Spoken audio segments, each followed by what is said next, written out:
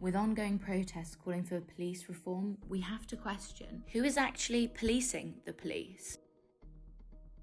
Police accountability can be broken down into 3 different types. The first is accountability within their force to their superiors. The other is through the Independent Office for Police Conduct. And the final one is through the CPS, the Crown Prosecution Service, who handles all charges in relation to the justice system. The ordinary process when investigating any criminal conduct is the police will collect evidence, which is then registered through the CPS, who will decide whether or not to press charges. These charges will either be accepted with a guilty plea or presented to a jury who will decide. With research suggesting that there's never been a successful prosecution for a death whilst in police custody, there appears to be greater demand for reform. This ongoing narrative of failing to hold police officers to account is highly contested and is discussed by Marsha Rigg. Judge officers that have killed our loved ones, my loved ones, and other families' loved ones, nothing has ever no officer has ever received any proper accountability. These comments regarding accountability are worsened when looking at the alternative structures for holding the police officers to account. The other mechanism is complaints through the IOPC, the Independent Office for Police Conduct.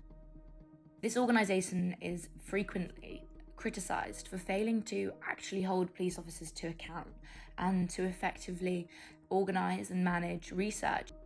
Mr. Khan QC has vocally expressed problems with the IOPC's accounts, believing that they don't deliver the accountability and justice necessary in order to give the public greater confidence that their police force is genuine and effective.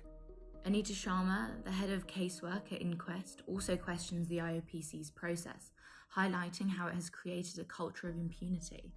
Is Rod Charles, an ex-Met chief inspector, who was also the great-uncle of Rashan Charles. Not objective. They have not been objective. Well, arguably, they're certainly not being seen to be impartial because they are from the same force. And Why? They certainly Why are is not independent. Although it is recognised that these investigations require a balancing act, there is a consistent narrative that police officers are innocent.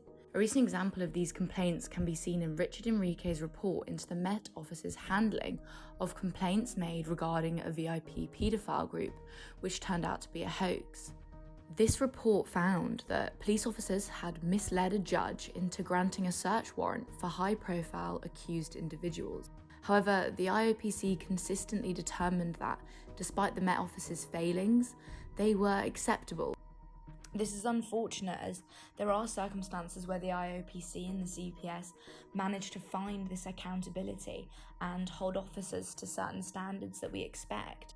This narrative provides the framework for police mistrust and grounds claims of institutional racism that have provided the basis of recent protests. So the answer to the question, who is policing the police?